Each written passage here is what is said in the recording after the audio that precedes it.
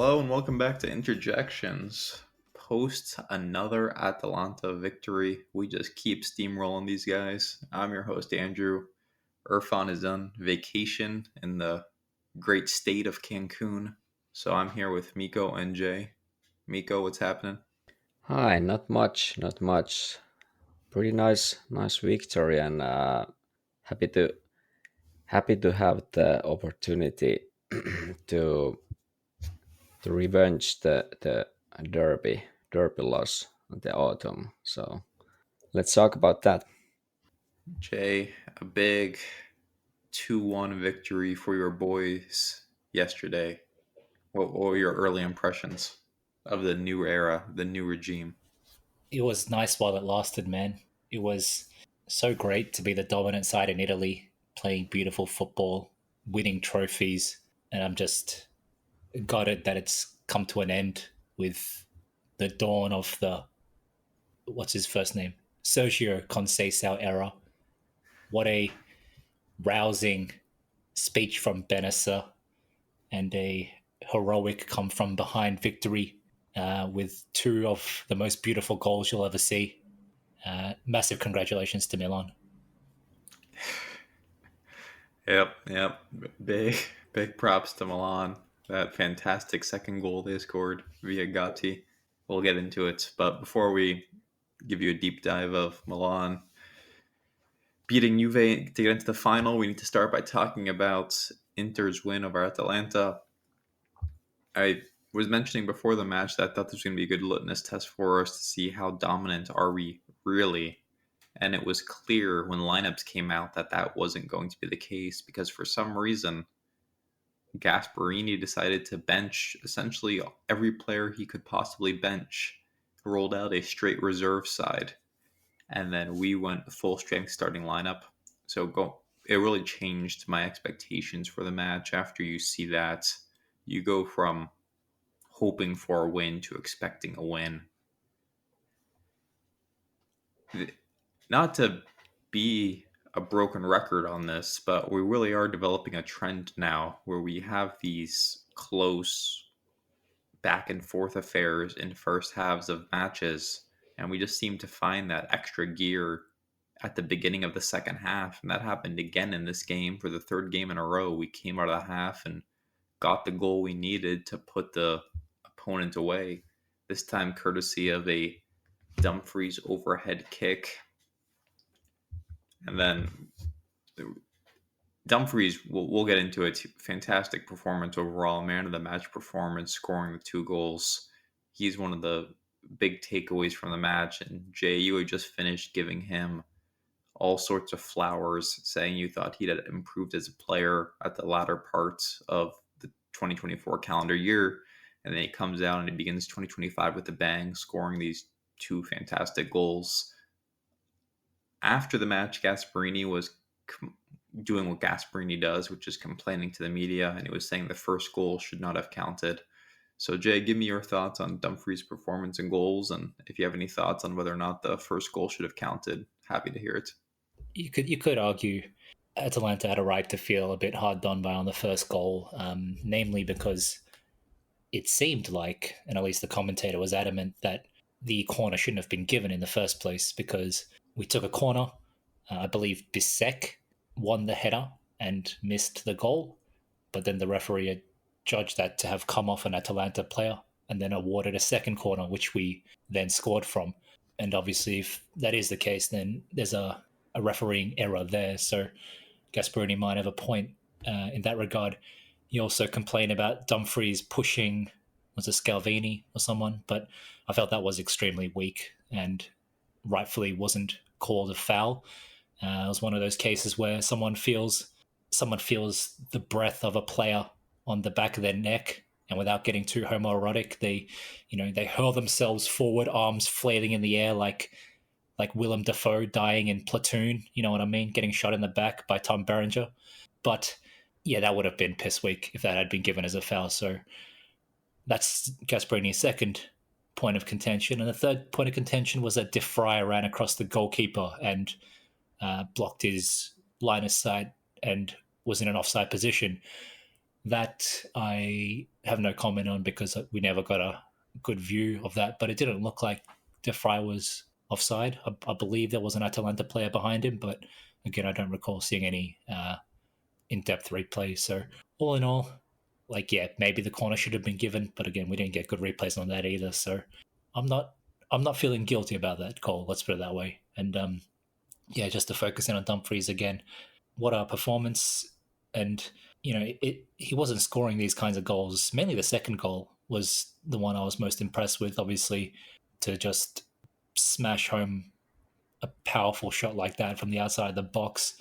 And beat the goalkeeper for pace, because that shot wasn't necessarily in the corner of the goal, right? It was within arm's reach of Karnaseki, but it was just shot with so much power that Karnaseki couldn't get his hand up in time, and have that, kind of to generate that kind of power without much backlift just shows what a machine Denzel is. And I don't feel like he would have even attempted a shot like that last season or the season before, but this season, as I've been mentioning several times, he's just trying shit and it works. Like his looping diagonal crosses are better than they used to be, because he never used to try that. He'll try to curl the ball or whip in across around a defender, as opposed to just refusing to take on an obstacle like that. And now he's apparently shooting first time from outside the box as well. And so yeah, I couldn't be happier with his development, and that renewal is looking like good value right now. So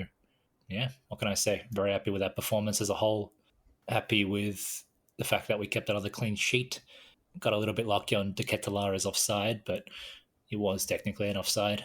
And looking forward to the derby. I'm hoping that we can obviously get a big revenge. And sorry to run a little long here, but while I'm on that topic, I just want to say, all jokes aside, I watched the game between Milan and Juventus, and can I just say how fucking shit these two sides are? Seriously, these guys are so fucking bad. It is incredible how poor they are, and especially when you compare them to how well oiled we are as a team, how well we function, how well we move as a team, how well we play together as like an assembly of different components all working together. It's just shocking how bad they are. And it's obviously not fair to compare, one team that's been coached by the same guy for 4 years, and Conceição hasn't even been at Milan 4 days, but still, like, just Juve was, they had a few nice passages of play, namely the one that led to Yildiz goal, but there's just such a disconnect. It's like they don't know what each other's meant to be doing. They don't know where they're supposed to be. They don't know where their teammates are supposed to be. They don't know what runs the teammates are making. They don't know what shape or position their teammates are going to be holding, and what kind of movements are going on around them. It's truly surprising how bad these sides are. It just really irks me that we fucking lost one of these sides and blew a 2-goal lead against the other. So hopefully now that we've kind of hit a new stride and hit this higher gear, we can really maintain this moving forward, and starting with the derby on Monday, get our revenge there. And then I want to see us just showcase that we are the better footballing side, because I know there was a time when results were all that mattered. And don't get me wrong, at the end of the day, that is still the case. But there is now like a kind of part of me that's just like, kind of like the Barcelona wankers back from the day, talking about how their tiki-taka is all superior to everyone else. There's like a tiny bit of that in me right now. Just watching how fucking bad these sides are. I'm like, nah, man, we cannot lose to this shit. So there's like a bit of pride involved as well. I don't want to steer too far off course here, but this is a big match. The final against Milan is going to be a big match in terms of mentality for the rest of the season. You've got this Milan team right now who you always get the dead cat bounce when you sack a manager and you bring in a new guy. And with, how do you say this guy's name? Conceição? Yeah. How about that? Somebody left a comment complaining I can't pronounce his name because he used to play for Inter. I just want to point out, homie, when he was playing for Inter, I was 8 years old. Anyway, so when you look at the mentality, so Milan are going to be high on belief. They're going to think, okay, new guy in town. If we go out and we beat Juve, beat Inter in consecutive matches. They're going to be high on confidence, and this Milan has always been a confidence team. But if you can knock them back a peg, if you can immediately defeat them, defeat their new manager, let that doubt creep in, I don't see any scenario where Milan are going to be a Scudetto challenger this season. They're too far back on the table. They have too many teams they need to jump. But you could be talking about a team that struggles to get a Champions League place if you can get these guys to drop a few more points, get these guys to drop a few more matches. So from that perspective, I think letting that doubt creep in by beating them would be huge. Miko, we're all over the place here, so jump in wherever you want. Yeah, quickly comment on our match. I think the first half, I think it was a lot better by us than the second half, despite we scored both goals in the second half. And as the podcast's Lautaro guy, I can't. I gotta You say, want to defend those missed opportunities? it's hard to it's hard to be in this position at this moment because okay, in the first half he got few nice chances, not something you absolutely need to score, but maybe he could have scored one of those. I don't know, but at least he was there getting the chances. But then in the second half there was this one. There was this one maybe in the 70th minute, if I remember. You know, the one when DiMarco dished him like a total Yes. freebie, and Yes. I don't know what happened there. He tried to slot the ball to the left side, but didn't even like direct it to the like next to the post or anything. So Karnaseki got his leg and made the save, and I was like, His oh touch, my god. his touch as well. Like when DiMarco passed the ball to him, he was on the ground, and his touch made the ball like fly up a meter into the air. So, that didn't help. that didn't help his like when he had to actually make the shot, so it made it harder for himself. But yeah, it's really getting like tougher and tougher, even if he scored against Cagliari in the previous match, but it doesn't seem to help at this moment. So I don't know. At the end, I think there was this one shot attempt. He was like, at that point he was like, it seemed like he was super tired and he was super frustrated, and he tried some wonder shot and it wasn't even close to the goal, and it was really bad at that point. And then right at the end, there was when Taremi had the ball on the box, he made the nice feint, and I think he should have scored by himself. But I don't know, did he try to Taremi is allergic to shooting. yeah, I don't know what was that, but I'm not sure, did he try to feed the ball to Lautaro, but it wasn't even close and it ended up to Frattesi. And that wasn't a perfect pass either. It should have gone to Dumfries. Then it would have been a great pass, but Frattesi was there and nothing came out of it at the end. But I don't know. It's interesting to see against Milan how it's going to look when we don't have thuram and we have Lautaro there and we have Taremi there, and they are like struggling to score goals. So if that's going to be an issue, I've been saying for many episodes now that it's not an issue that Lautaro is scoring because everyone else is scoring, and in this game, in this Atalanta game, same happened. Now it was a defender or a wing back who scored 2 goals, so no big deal, but there might be a time when we really need our striker who's getting No. There is going to be a time. Yeah, going to be a time at some point in the future that we need the striker who's most probably going to get the scoring chances and not anyone else, that we need that goal at that point. So it's going to be, in that case, interesting. Like in that sense, it's going to be interesting to see the Milan match because the latest reports say that Thuram will be out of that match. He got subbed out at the halftime and got some injury. I don't know or don't remember what was the injury, but we need to hope it's not serious, because that's that's uh, that's a big thing if you lose to Ram for extended period at this point.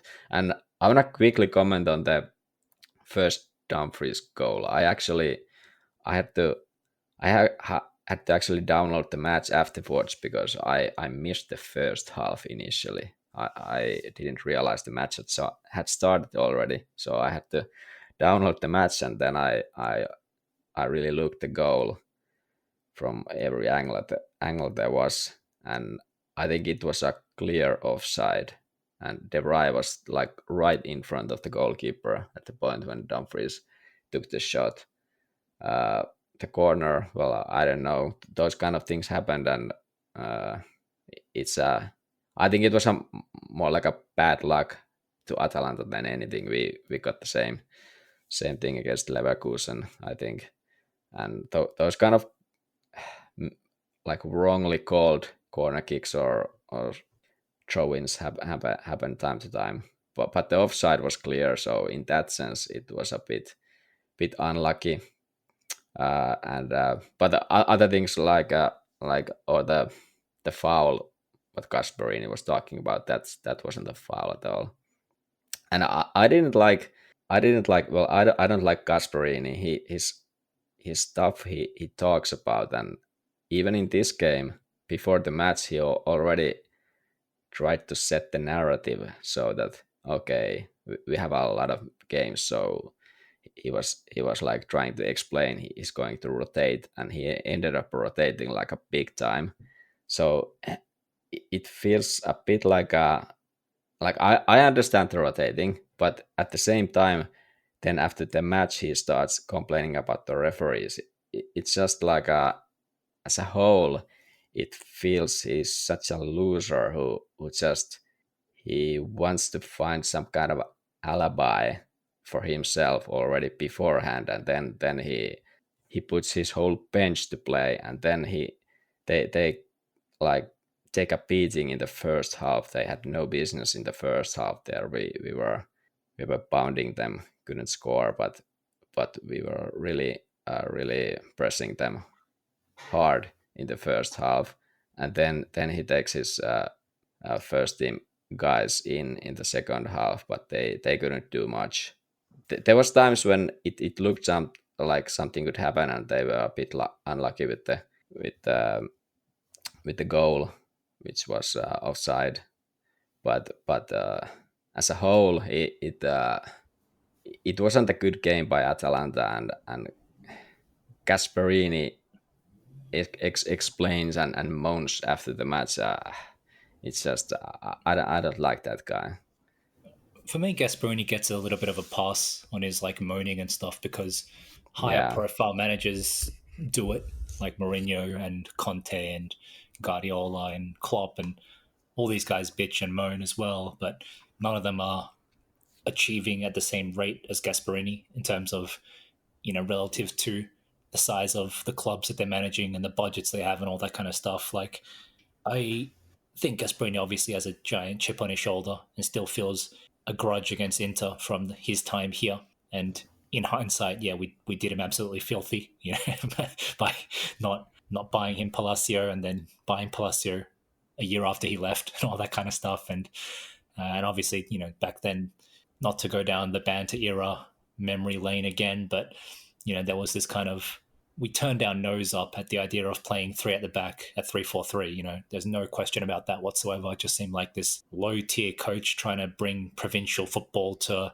a team that were the European champions only 3-4 years previously. So it was obviously, and this is prior to Conte kind of popularizing the three at the back system, or repopularizing it, should I say, with his Chelsea title winning squad.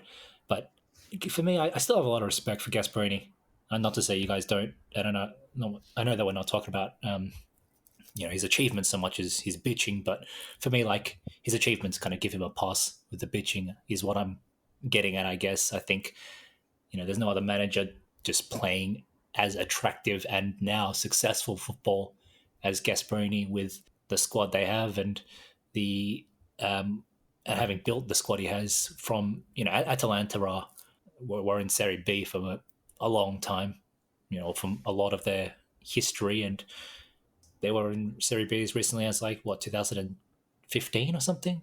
So yeah, for me, I give him a bit of a pass. His pitching doesn't bother me as much as I know it annoys some Interista, but yeah, I guess I can let him off a little bit easier.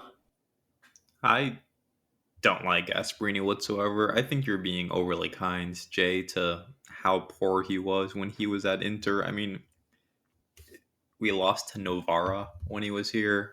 We lost to Palermo, who was being managed by a interim manager, and then we lost to some absolute no-name squad in the Champions League. I forget Trabzonspor, who they were. yeah, the Turkish guys. Yeah, he was dreadful. And to act like he got the short end of I'm not saying you are. He acts like he got the short end of the stick when he was here. It's like, well, dude, maybe you should have won one of the 6 games you managed if you didn't want to get sacked.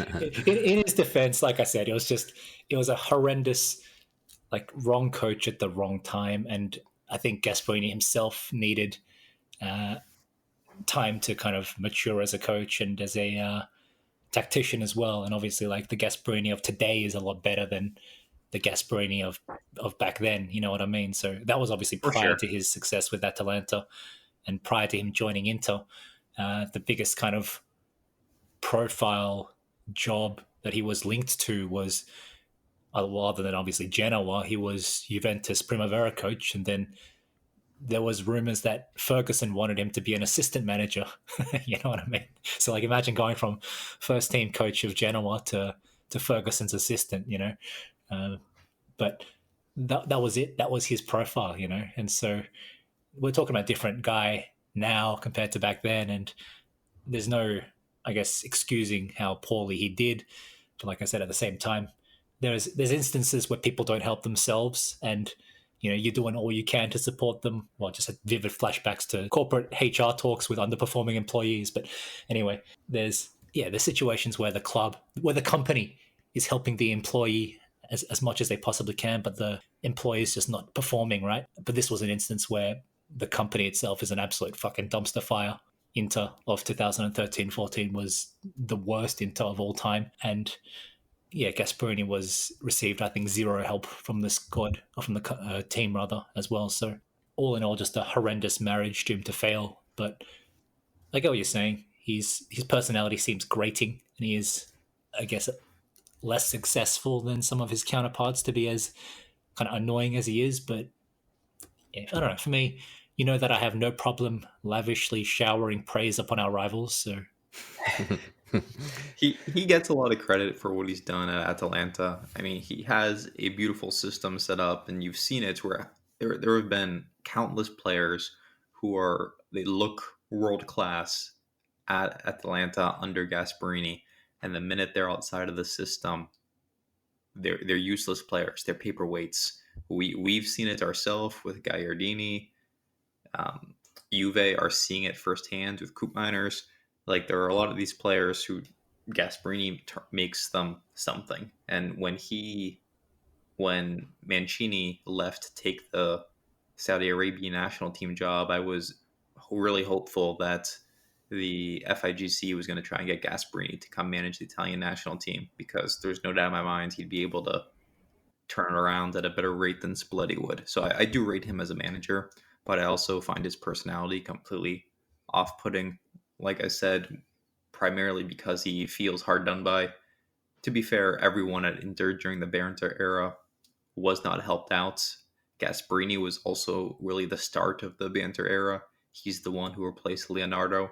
That Leonardo season, where I think Leonardo came in to replace Benitez, that was an okay season if memory serves correct. We had won the Coppa Italia. We were doing all right. And then when you brought in Gasperini, it was really the start of the end. It's also probably worth pointing out this guy's record against Inter, because it has evolved into hilarity.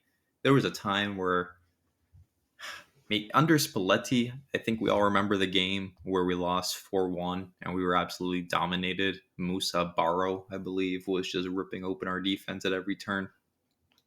since then, Conte and Inzaghi have absolutely dominated this guy. We've got 7 consecutive wins. We've scored 19 goals. We've only conceded 5. Like, we do not lose to Gasperini anymore. And it's great because, in theory, this is a tricky game. You know, their fans hate us. You know, it's a hostile environment when you go there. But to just continually beat them without any difficulty. The last 3 games have been 10-0 in our favor. It's been great to see. Miko, where do you fall on the Gasperini argument? Yeah, I truly value his football as well, and his achievement what he has done with Atalanta. No doubt about that. But his crutch to Inter, or with Inter, I think he it's like almost 15 years now. So I think maybe just drop it. There's been like 2 ownerships and managements between the one when he was here and now. So this is like a third one after Moratti's ownership, what we have now, and he's still having this kind of a, I don't know, issue with Inter. So it's at this point it feels a bit hilarious. But yeah, maybe we can. Just want to say 0 shots on target and a loss against Leverkusen compared to a 3-0 Europa League victory against Never Lose Ken. So I'll just leave it there. I think the argument about Gasperini would be a lot different if he did not have that win over Leverkusen, to be honest. It'd be a lot more of a lovable loser thing of this guy who's always the bridesmaid, if not for that win over Leverkusen last year. I'll give him that victory. Any other takeaways from the victory over Atalanta before we get on to giving you a proper preview of the Milan match? The only thing that comes to mind for me is we haven't really talked about the thuram injury too much. Miko touched on it. If this guy's out for any extended period of time, I'm extremely concerned. He's been our only reliable source of goals this year. He's been obviously he leads the team in scoring, with Lautaro and Taremi incapable of putting the ball in the back of the net. And you'll get this in my Milan preview. Like, I have major concerns about our ability to score with thuram outs. And this is why I hate that this is a mid-season tournament. Jay, how do you think Taremi did? About as well as he always does, which is lots of running, little end product, and not the injection of quality that we need off the bench. You know, it's been a long bemoaned issue with this squad, and I feel like we finally kind of fixed it, at least in midfield. And the issue is, I guess, a lack of quality off the bench, you know, a lack of game changers. But I think Zielinski is that. I think he's a great asset to have in the squad. I think Frattesi is also great to have in the squad, and we'll get onto Frattesi a bit more later on. But these 2 guys coming off the bench can be game changers. They can be game winners. We've seen that. And I just don't think we have anything close to that level in the forward department. And that's, again, for me, like a long-term kind of concern, one that I've been really complaining about for the better part of, like, I don't know, 5 years or something. Even going back to like Conte's Scudetto winning squad, we had like Sanchez and Pinamonti, you know what I mean, as our 2 forwards. If Lukaku and Lautaro were injured in Inzaghi's first season, with Dzeko and Lautaro leading the line, we had Correa and I can't remember who we had. Was it Sanchez again? Like, I can't remember, but yeah, I think we had Sanchez. But you get my point. Like, and not to throw out the name, but we need like a Dybala type guy off the bench. We need like a Yildiz type guy off the bench. Someone who's dynamic, someone who's fast, someone who can get out of tired defense and shake things up. And you're stuck with guys like Taremi and Arnautovic now, who, yeah, just don't have the qualities to shake up the game, to inject some magic, some speed, some quality, and turn a 0-0 into a 1-0 victory, or vice versa, salvage a 1-0 loss into a 1-1 draw kind of thing. My concerns with Taremi and Arnautovic have not changed since day one. The bigger problem is that Lautaro seems to have joined them in this like kind of unreliable non-factor kind of territory, whereas normally, despite my long-term issues with Lautaro, he was at least reliable at scoring goals. Now I think this is maybe his worst season as a bona fide starter for us, and it's coming after his best season, which kind of indicates. I think that's a really, really poor reflection on the guy, to be honest. And it feels bad to say it, but the more I think about it, that's the kind of conclusion I come down to. He's had a trajectory where, after finishing the season as Capocannoniere, winning the Coppa America, winning the Scudetto, captaining the team, ranking 7th in the Ballon d'Or for the first time, he goes and follows it up with whatever the fuck this is, you know? It shows that there's, I don't know, just an inability to kind of build on or build upon the progress you've made. It just doesn't, I personally don't feel like Lautaro's growth from the time he arrived to now has been as kind of straightforward as I would have liked. It's not just like a kind of steady, slow kind of increase over time. It's just like a kind of, generally uphill pattern, but like it's like a map of like a stock or something like that. Like a stock market kind of chart is just full of ups and downs, and over 6 years it's better than it was 6 years ago, but there's so many fucking dips and troughs and bumps and things along the way that it's a concern. Just to wrap up about this Atalanta game, I guess it's more of a Milan thing, so maybe we can discuss it in that preview. But so, are we playing our full strength team again? It doesn't Inzaghi normally have, some severe reservations against playing the first team twice in a row, especially when there's like only a 3-day gap between the games. I thought he never does that. I feel like the trophy on the line, he's going to. Let me check the lineups from last year's Supercoppa and see how he handled this. We had a bit of an easier run, considering we played Lazio and then Napoli. And I know Napoli are obviously above Milan in the table, but I think just given the rivalry, obviously, of the derby, I think Milan are always a tougher opponent than Napoli, regardless of where they sit in the standings. So I can see Inzaghi putting out the first team lineup again, but I feel like the first leg against Atalanta was a bit of a missed opportunity to rotate a little bit. He could have done like this kind of, half and half type thing. Maybe start with Zielinski or Frattesi against Atalanta, and maybe even a Damian or a Carlos Augusto kind of thing. Maybe one of the strikers as well. Now we're in a position where we either need to run some of the guys harder than we would have liked for a mere Supercoppa. It was pretty much last year he used pretty much the same lineup. The only difference was Bastoni went off injured against Lazio and Acerbi had to slide over to left center back. So I'm expecting the same lineup against Milan. You make a good point that like we probably could have got away with some substitution against Atalanta, especially with them rotating their entire team. Yeah, at the end of the match, or like the latter part, maybe the 80th minute, it felt like Lautaro, even Mkhitaryan, they looked like completely done at that point.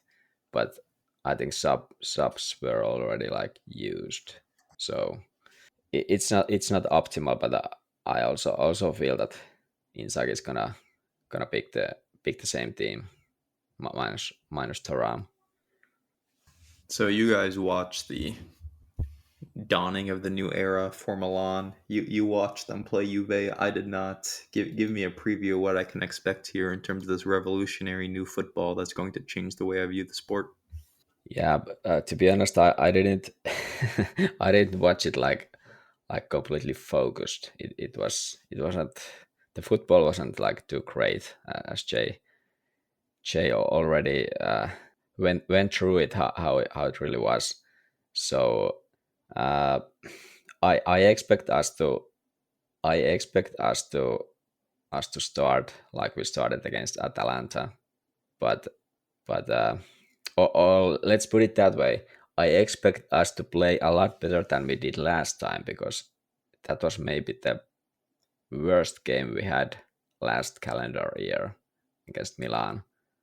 So I really do hope we can it's not about hope. I'm fairly confident we can pull off a better start to the match than we had last time, and and I would say that Conceição they will be they will be like defense first in this match. They won't go all out because they don't because they know, and he knows we are dangerous. So I feel that's the way how it's going to the start of the match will go, but then anything can happen after that. But but yeah, uh, I really expect us to dominate the match.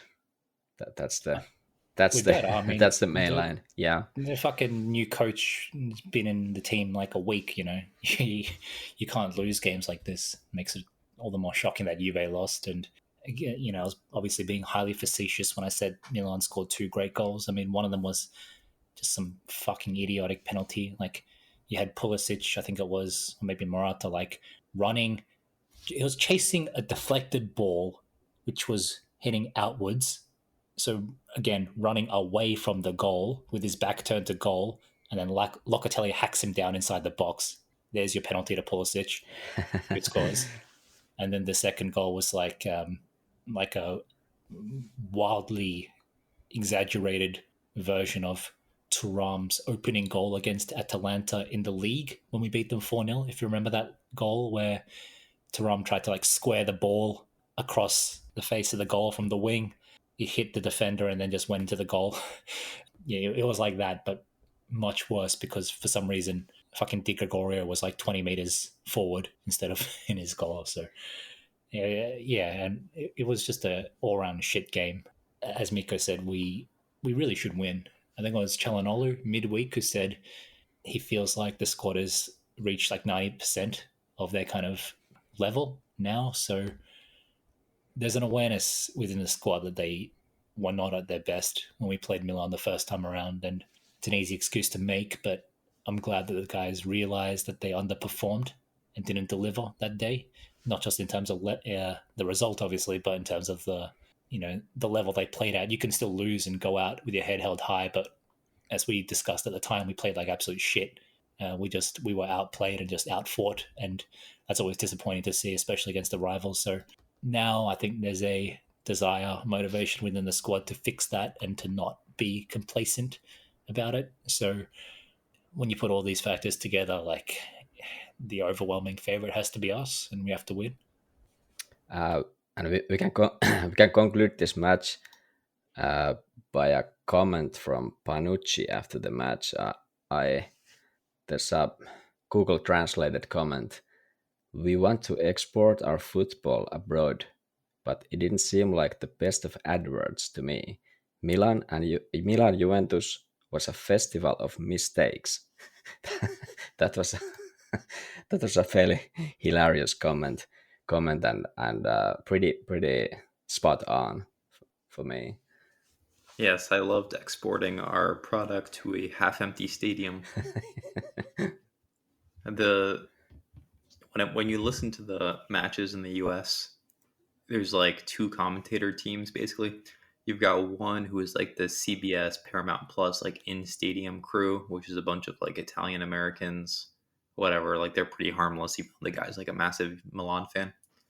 But then if you don't get them, you get like the World Stream guy whose name is Patrick Kendrick, and this dude drives me insane because he used to work for Inter in like the media house, and he is so clearly bitter about like leaving Inter. Like he works at Milan though. He's a Milan fan. Is he a Milan fan? I didn't know that. I think he works. I think he. Yeah, it's weird because you're right. He used to work at Inter. I actually like Patrick Kendrick. Funny enough, but yeah, I wonder why. That was a low blow. He used to work at Inter. I like his commentary style, and yeah, you're right. At some point he moved on, but then I saw him. I think his Twitter bio and stuff. I think he either worked for Milan media after leaving us, or he is just a Milan fan. So that was always interesting to me. But yeah, sorry, go on. Patrick can Yeah, no, keep cutting. I was pointlessly saying that, like, during the match, he's like, well, the Juve-Milan game will be sold out because people care about those teams. Inter is only the third biggest team in Saudi Arabia, so no one wants to come watch them play. And I was like, I think it might have more to do with the fact Atalanta is in the semifinal, Patrick. Oh, he's not wrong. He's not wrong. When you think about, there's a hilarious photo going around on Instagram of some Saudi Arabian fan at the stadium, and he's holding up a Milan scarf above his head to the camera and smiling while while wearing a Juventus away jersey. So yeah, it kind of goes to show the markets that we're dealing with. So it's obvious that Inter are going to be the less popular team in these kind of casual markets, especially ones that don't have their own really strong native football league and history. So I bear no resentment against these fans and the fact that we are the third most popular team in Saudi Arabia, but good chance to kind of win over some fans. Apparently that they're a little bit fickle. Yes, when I go to the Club World Cup later this year, it's going to be completely empty. I can see it now. Who are you going to be supporting? Clearly the Japanese club, Red whatever. Urawa Reds, is it? Something like that. I have no idea. All right, let's do some predictions for this match and do some more Diamonds. Yeah, that's the one. Urawa Red Diamonds. Yeah. They have some great names over there, like what is it? Purple Sanga. I think Kyoto Purple Sanga, Red Diamonds. There's a couple more great names over there. Yokohama Mariners, or is that baseball? I can't remember. That sounds like a baseball team to me. All right. I'm taking a 2-1 to Milan. Obviously. Lautaro finally scores, and then we get hit by 2 late goals from Leao, and Conceição lifts his first trophy as a Milan coach and ushers in the dawn of a new era of Milan dominance. Wonderful. I'm gonna go with 3-0 Inter. Di Marco, Lautaro, and Barella will score the goals. And we will stamp our authority yet again. Put the things in order. I'm actually going with a Milan victory as well. I do not trust what this team is going to look like without Thuram, and with Lautaro and Taremi starting. I'm worried about our ability to score goals because Lautaro has been absolutely horrible and Taremi's a non-entity. So give me a 1-0 Milan win. You know who it's going to be. It's going to be the best player in Italy, the best player in Europe, the best player globally, Christian Pulisic. There you go. Okay, before we wrap up, we want to talk quickly about Mercato-related matters, namely one rumor that's circulating right now, and that is Davide Frattesi wants out of Inter as soon as this January. He's upset with his lack of playing time. He wants to be a protagonist somewhere else where he's going to get more minutes, be a regular starter. This was always the likeliest outcome to me. When you looked at Frattesi's role at this club, he doesn't fit in the midfield in the Mkhitaryan role. When I say the Mkhitaryan role, I mean the player whose job it is to really link that attack to the defense, to be a ball-carrying midfielder. So he's always been best suited for Barella's position, and obviously Barella's not going anywhere. And when you further look at just Frattesi's inability to make impact on matches outside of goal scoring, we all know he's great at scoring goals. We all know he's been frustrating outside of that facet of his game. So a breakup just always felt inevitable to me, unless he was going to accept being a career backup, a career super sub. And I like having Frattesi on the bench. I like having him available as an option because he offers something unique, and there aren't a ton of players like him in the world, honestly, who you can put on the bench in the midfield and offer such a great attack going forward. But he's a young footballer, and you just knew he wasn't going to accept this at this point in his career. If he was like 32, 33 in the downhill climb of his career, maybe he'd be more open to a role like this, but this guy's career is just getting started. You knew he was going to want out at some point. So I'm not surprised by this development whatsoever. Apparently, Roma is heavily interested, but they're not the only side.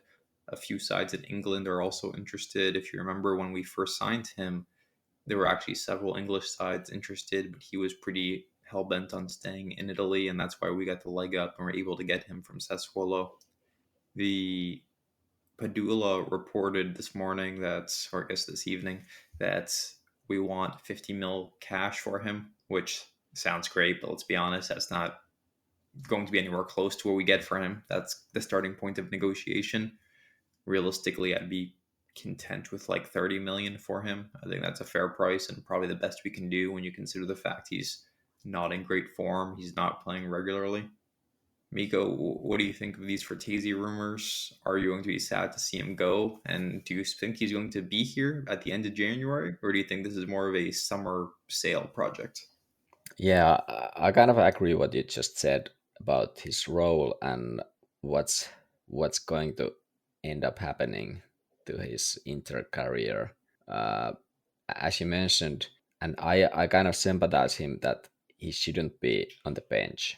He should be playing, but like you said, he just doesn't fit in. So it's better for him, and maybe even for Inter to so that he leaves, because it just isn't going to work here correctly. Inzaghi's game is so much different than what like in which kind of football Frattesi is like really good at. So that's why I think that he needs to leave so that he can play properly. I I also like having him on the bench, but the situations when we can use him when he's at his best, it's quite limited in the end. It's more beneficial for Inter to have a player who fits to our style, because we want to play this way like most of the times when we play. We don't have too many cases when we really need that kind of goal scoring in a game where we completely dominate the match, and Frattesi can be just like that extra guy who can have the instinct of like running to the box at the right time and scoring the goal. Uh, and as for the transfer, I think all the reports said that Inter is absolutely not going to sell him in this transfer window. I would be extremely surprised if he moved anywhere in this window. And there was even a report that we won't move him anywhere before the Club World Cup is over, so that he is part of this team for this whole season, and then we'll look what's going to happen. And I kind of understand that Inzaghi has his team. He doesn't want any distractions to this team at this point. Frattesi is part of the team. So like I said, I'm surprised if he's moving anywhere now. And as for the price, yeah, the 50 million, that's a good starting point. Maybe some English clubs, if they are really into him, maybe they could pay like 40 million. I don't know, but uh, I think he needs few goals to like in this season to get that kind of money. He got pretty good stats last season, and he's been scoring for Italy.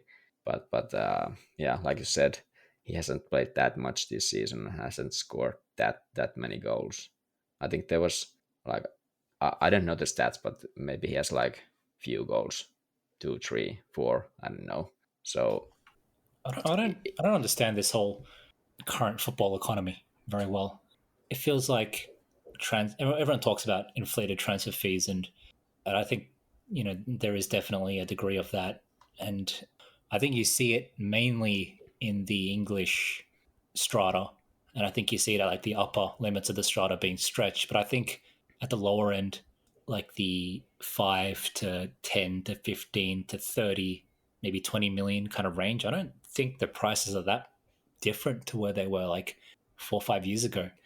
Let's look at someone like Hernandez from Lazio. What do we pay for Hernandez? Like it was like 10 to 15 million or something like that, 20 million maybe. Like yeah, something like that. yeah, like Didn't we pay like 25 million for that guy? No, I think it was about No, 20. no. It was less than 25. But speaking of 25, Candrava was, I believe, 22 million. And at his peak, we wanted 55 million from Man United for Perisic. Like, I don't think, sorry, the reason I even mention all this is because I'm just having a hard time kind of gauging where Frattesi would be. And like, we paid 45 million for João Mario based off like a Euro campaign and him being relatively young and having some promise and, being a rising, I don't want to say star, but, rising talent in Portugal. 50 million for Frattesi just sounds like a joke. Like, even at this guy's peak, it seems like 35 seems like the absolute best for Frattesi, given the fact that he's an Italian player. I don't think there's any notoriety for him. I don't think he has any notoriety in outside of Italy. This is not an Italian player like Barella who gets frequently linked with like Liverpool or whatever. This is a humble, salt of the earth Italian Roman who isn't very well known outside Italy. And in addition to what you guys have said regarding his, I guess, limitations as a footballer, he hasn't been playing regularly enough to build much of a profile for himself either. So if we are really asking in that ballpark, let's say even 40 to 50 million, then I think we're going to have a very, very unhappy time trying to sell him. And correspondingly, I think he'll have a very unhappy time trying to leave as well, which is regrettable because he's a nice guy. Obviously, scored some important goals for us last season, namely thinking about Verona and Udinese. But that's 6 points that helped us secure the title. And overall, I like the player. I've liked him for a long time. I liked him at Sassuolo, and I wanted us to buy him. We bought him for what I think the total package was like 35 million when you put together all like the loan and obligation and bonuses and whatnot. But I always thought kind of 25 was probably a bit more realistic for him, his level and his potential. Now that we've kind of, I don't want to say inflated because I don't want to imply that we did it like artificially or anything, but now that his, value has kind of gone up out of the fact that he's been a decent contributor here and there and title winner and all that kind of stuff. And, when he does play for Italy, he seems to score pretty regularly for them. But I don't know, man, 50 million just sounds like a bit of a joke.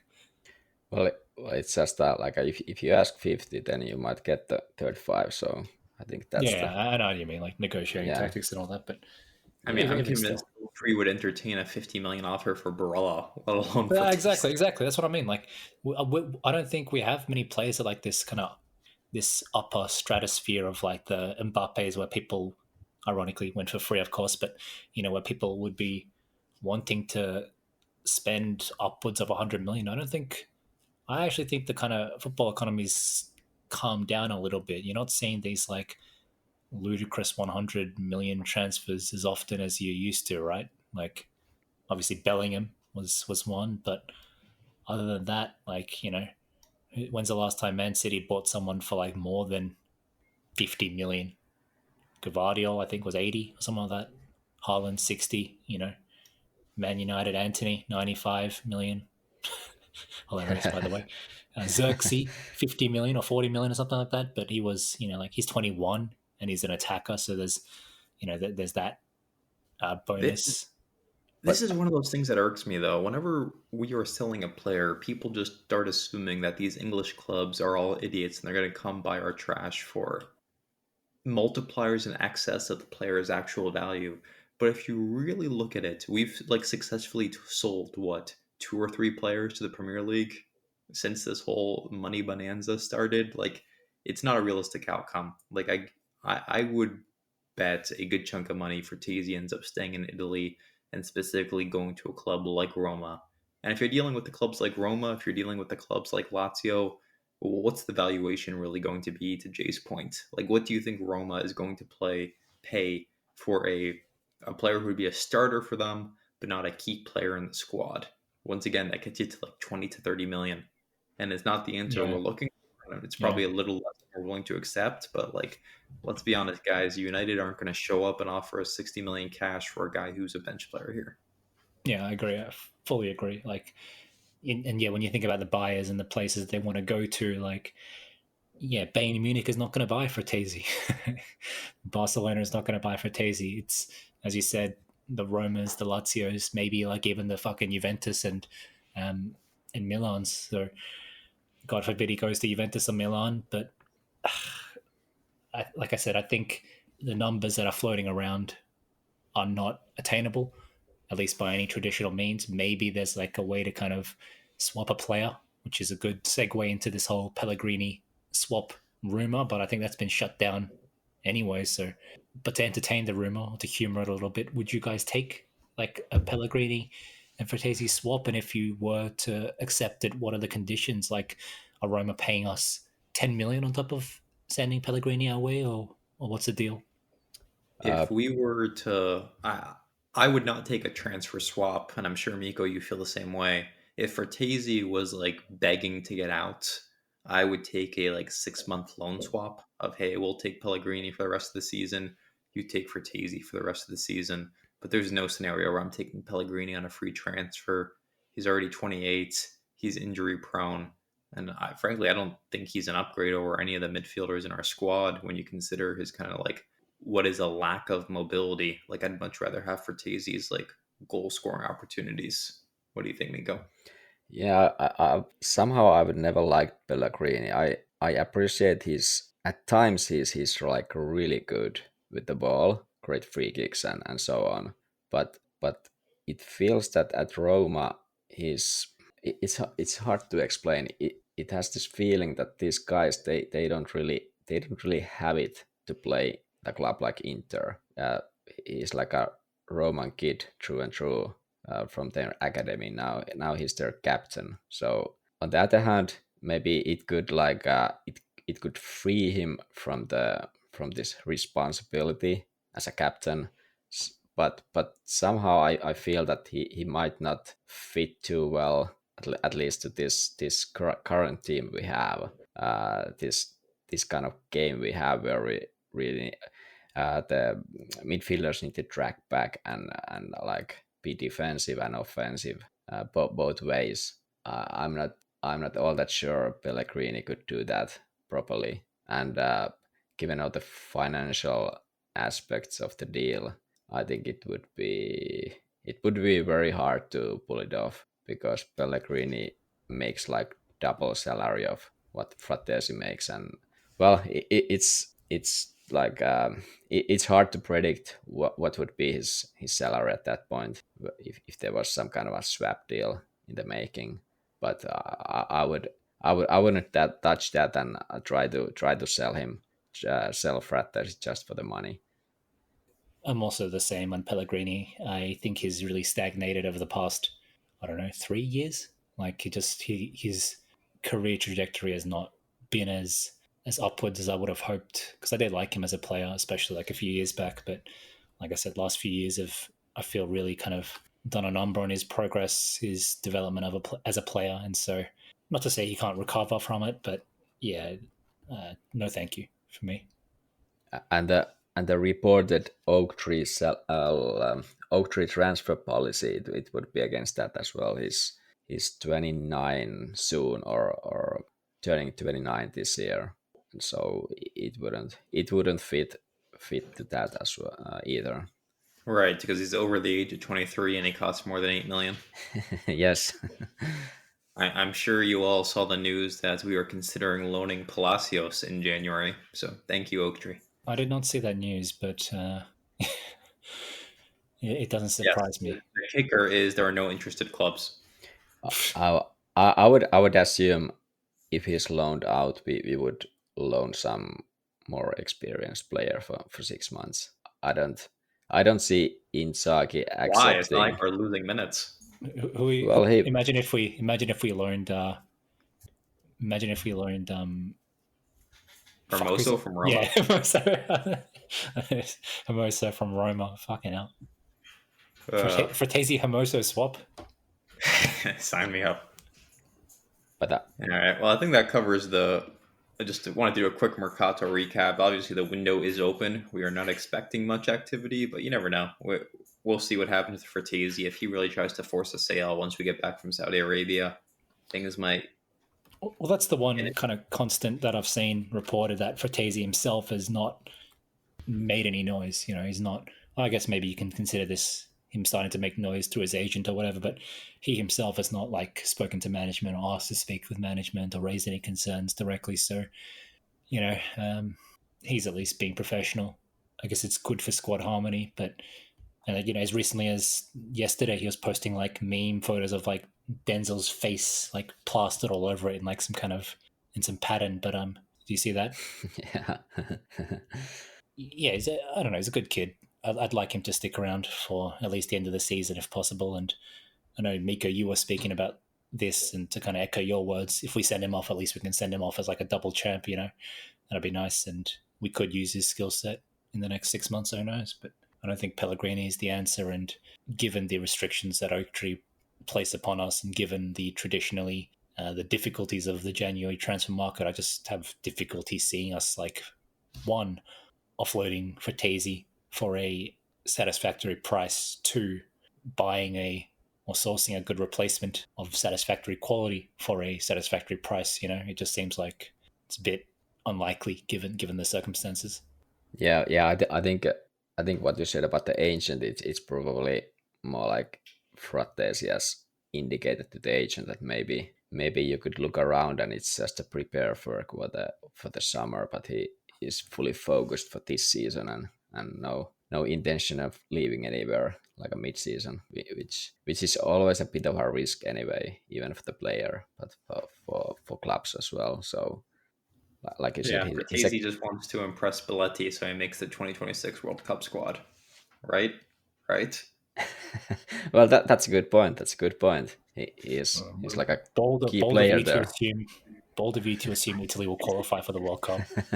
That's what I was trying to hint at. I'm like, there's going to be a 2026 World Cup squad, right, guys? To think that Barella has never played a World Cup game, now 27 years old or something like that. What a wasted generation, man, seriously. All right, well, I want to go back to bed, so let's wrap up here. We'll be back after the Milan derby to give you a preview of Jae's hero, Conceição, lifting the cup. We'll catch you all then. Mikko, take us away. Forza Inter, and see you next week.